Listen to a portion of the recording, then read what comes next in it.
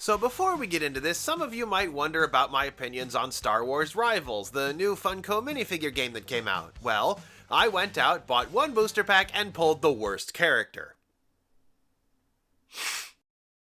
Anyway, hey everybody, this is Kodak here, and I know I didn't do my usual birthday video. I got sick. I'm sorry about that. That put me out for a couple of days, although, yes, I have here the Star Wars Unlimited Spark of Rebellion 2-player starter box. So, I know a lot of people seem to have taken my video as validation for whatever they felt on the subject, but I admit I probably had more fun with the game than I initially gave it credit for. Like I said, I was maybe not entirely in my right mind. I think it's good. Like I said, it is absolutely better than Lorcana and a lot of the cash grabs out there. I do think that the game does have a lot of depth and a lot of potential. That said, Fantasy Flight, we need to have words. What is this box?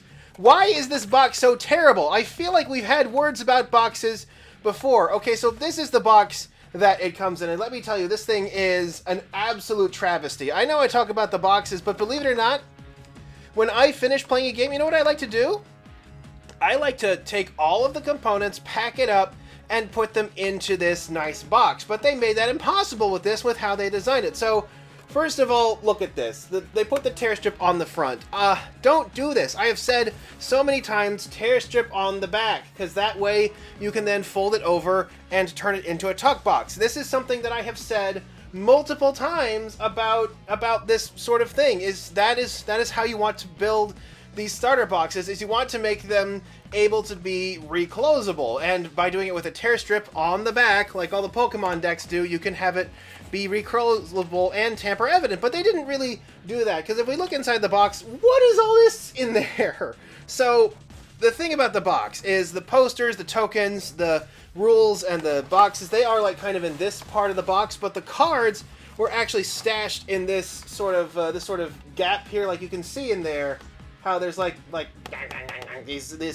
so this is like a solid brick here, inside of which the cards were contained. And I know I tore it open here to try to preserve it as the box, but the thing is, you're supposed to get at them here through this tear strip on the back, which I think is, you know, an absolute travesty, because here's the thing, that's now requiring me to open the box in multiple locations as opposed to just one. We're now opening it like one of those magical, like, surprise unboxing toys, you know, and I don't want to do that. I want a box that when I'm done, I can do it all the way. I don't care that it comes with a couple of card storage boxes to store the cards in when I'm done. Where am I going to put the counters and the rules and the playmats and all of that? I wanted to put that in this box, but because of how they did it like this, it just can't be. I said that the boxes should be tamper evident, not mangle mandatory. I mean, the pre-release box is better storage than this, because you see, you open it up, and I mean, this is a spot here, but that's supposed to have like the promo card in it, but I can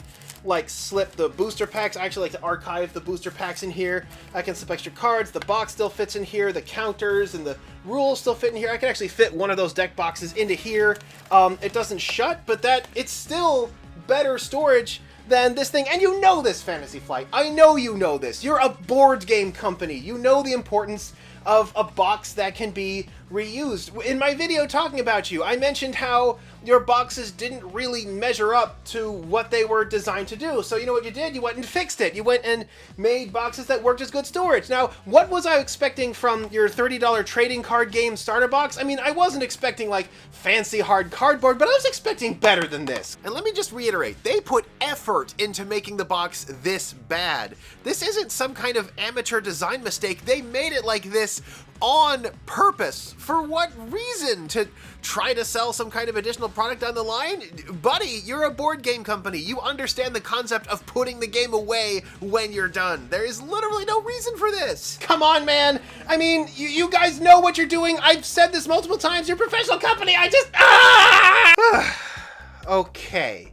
Aside from this complete abomination, what do I actually think about the contents of the box as a whole? So, it is, I admit, probably the first time I've purchased a Fantasy Flight game that's not in one of their standard cardboard boxes. Like I said, I was hoping that this would, rather than this weird thing in here, I could just rest the decks inside along with everything else, but I guess that's not a thing.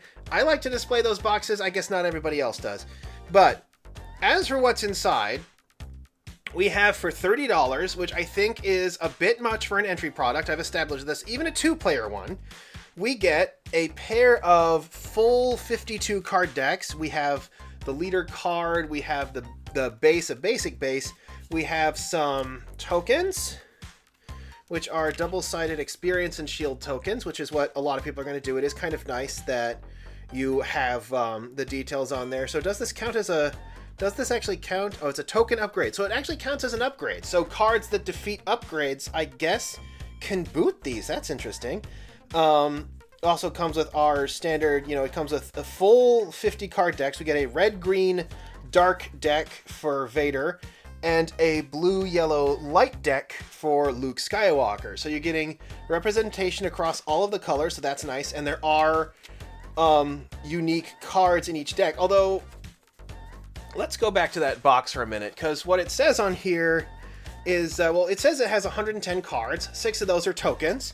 So it's the 250 card decks, the 6 tokens, the 2 leaders, and the 2 bases. And the bases are not unique. So what it brings up is right there, full play sets of 10 different exclusive cards that can only be found in this starter set. Only be found, huh? Well, I hate to break it to you, but 2 of those cards are Luke Skywalker leader and Darth Vader leader. And as I'm sure you know by now, I have acquired multiple versions of both of those cards. These are probably the 2 easiest cards in the game to get so far. Although I guess if you didn't go to any demonstration events and thus got the special event promos, or didn't go to any of the pre-releases and thus got the pre-release versions, I can understand why these might be a bit tricky to get. Although I jest. The idea of having the leader cards that you can get in the starter decks not appear in the booster packs makes perfect sense, because that is immediately a bit of chaff that you are getting rid of. Although now that I think about it, you don't really need to include these bases in the booster packs either. I know they're technically in the token slot, although in this case, rather than having a token on the back, they have the deck list on the back, which is always a nice thing to have. I do like being able to reassemble these old decks, so having a proper list that is part of the deck is always a nice little bonus. It's good, efficient use of real estate. But these basic units are allowed in draft regardless, and each base, you get 2 basic bases in each color. I guess the idea is you can have one that's for a good guy location and one that's for a bad guy location. Like, I don't think you'd want a good guys operating out of the Death Star Command Center, but that means you don't really need those in here either. The tokens are for the cards that generate them, which is certainly nice. Like I said, the deck is a full 50 cards for both of them, and it is red, green, dark for Vader and Luke. Although that's another sort of trick that this game pulls, is the artwork for the character cards are from their confrontation in Cloud City in the second movie, the famous I am your father, confrontation and all of that. But the thing is, the decks are built based on the escape from the Death Star. I mean, of course, we have Luke Skywalker, but we also have R2-D2 and the X-Wing and C-3PO and Leia. But we have some important characters in here as well. Yoda's in here, but we have the Consular Security Force, a full playset of these guys. These are the guys who Vader lays waste to at the start of the movie. We have General Dodonna, who is also from that. We do have the Snowspeeders, but we also get like Chewbacca and Obi-Wan Kenobi and Han Solo. We get Luke's lightsaber, which I guess does come later, but Chewbacca and Obi-Wan and Han Solo. I do like that they have gone out of their way to make sure that it is easy to get a few of these iconic characters. Now, these are all, I believe, Chewie is an uncommon, but Obi-Wan and Han Solo are rares. And the reason I say it's the Death Star, like on the Death Star escape, is because the only card that's missing from that whole setup is the Millennium Falcon.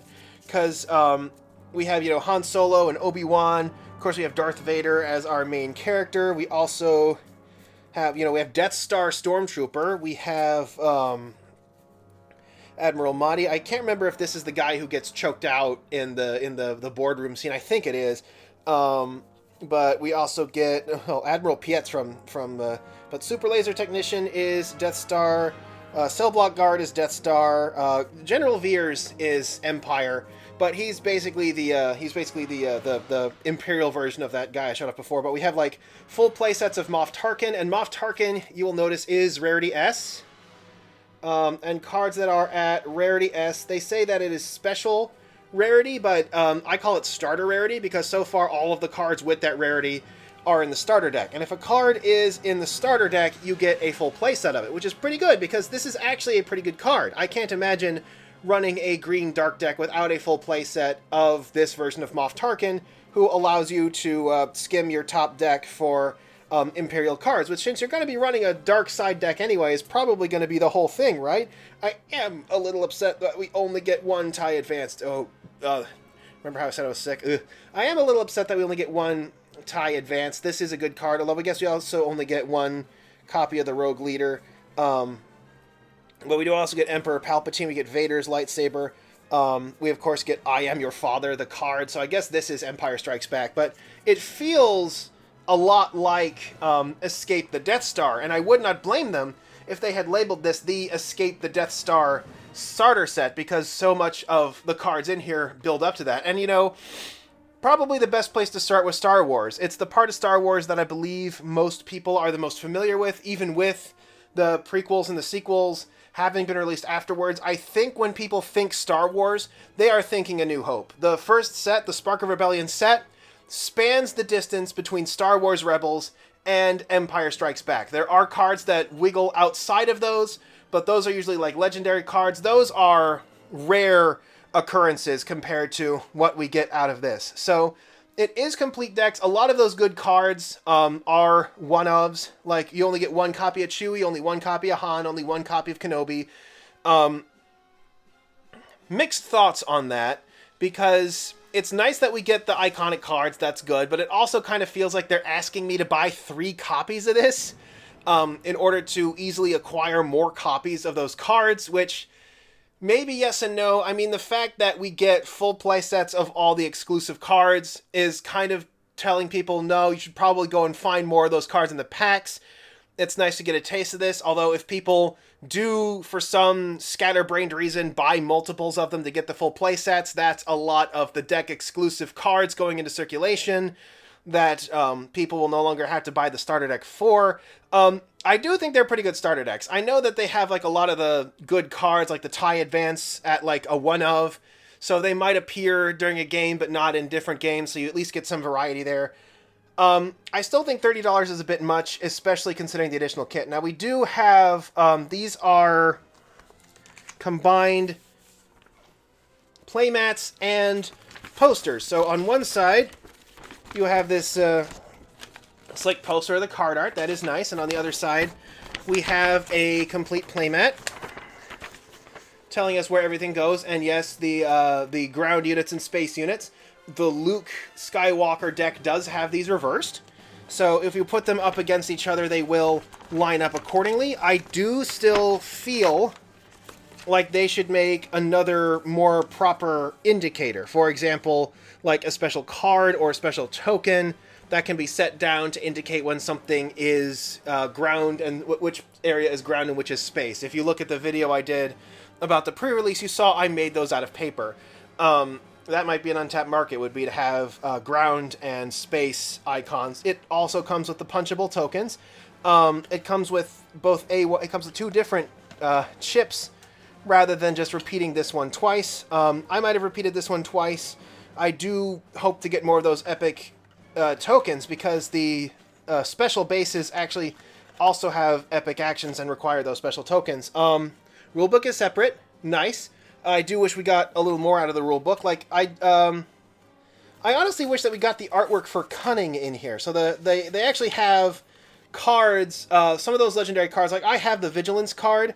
Those are based on the 4 core ones there, and they are all basically the cryptic command for this type. They are all very good, and even at 6, I think they'd actually be pretty good, even if you only have one thing that fits that total there. We have R2-D2 here, but the card for Cunning actually has people playing a card game, and I think I would have liked to have seen that artwork in here a bit more. Like, I'm a sucker for where you actually add, like, the human element to your games, and I would love to see more pictures of the Star Wars characters playing your games. I mean, they play games in Star Wars. There's that weird, like, hollow chess thing that R2 plays against Chewbacca, so having these characters, like, playing a card game, I don't think would be out of the ordinary. Boxes are your standard cardboard. I think this is actually not a bad set. I do like the idea that that's one of the things I actually noticed in playing the demo game, is that having some of these more important cards at 1 means that they'll only pop up every other game or so. So if you play through, like, best of 3 of these games, if you play through with these decks a few times, it should generate some fairly balanced but different experiences. Problem is, Luke is just absolutely terrible compared to Vader. Luke has a very good ability against anybody but Vader. His ability is you can put a shield token on something you just played that turn. The problem is any amount of damage removes a shield token, and that's what Darth Vader does. Darth Vader has better stats. Darth Vader can kill Luke in a single go. So Darth Vader does have the advantage here as far as decks are concerned. Luke, in this deck, if you wanted to make it fair against Vader, I would see if I could get my hands on the Chewbacca leader and use the Chewbacca leader instead, because he's a 2/9 with Sentinel and Grit. So that's kind of the key word for blue, is Grit, is they gain a point of power for each damage they've taken. So Chewie is a 2/9. If Vader swings at Chewie, and deals 7 damage to him, adding the ability and all that in, Chewie can hit back for a ton. I also like the lightsabers are good as well, so the fact that Vader also, that both of these characters basically get a signature weapon, although I assume you could use these on the legendary versions of these weapons as well. If it's attached to a Darth Vader, it basically does the Tyrant of Care Ridges thing. I did say that there weren't really any nukes. Here's one. The problem is it does need a unit in play in order to work, but there are nukes. I think the only color that doesn't get a nuke is yellow. At least I didn't see a nuke for yellow. Blue gets the Death Star. Red gets a card that basically does a ton of damage to something in one of the lanes of your choice. Green gets that barrage I showed off. I don't remember seeing anything for yellow. So there is mass removal. I don't know how well it works as reversal, because those are all really expensive. But yeah, I think for $30 we should have gotten a box that we could at least reuse reliably to store these things.